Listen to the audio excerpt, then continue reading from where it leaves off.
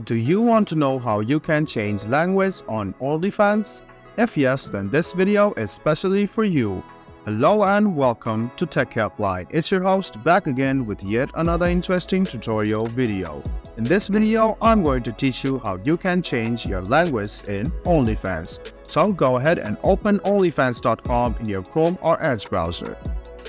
Now you can go ahead and click More or My Profile. Go to More and then you can see the language option. You can choose within these languages and it will be turned into the language that you selected. So let me show it to you again. Go to More, go to Language, the globe section, and then tap on any language which you desire to choose.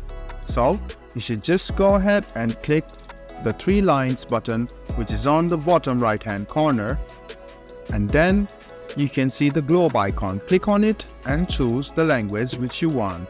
This way your language will be changed. So this was a video on how you can change your language on Onlyfans. I hope this video was helpful for you.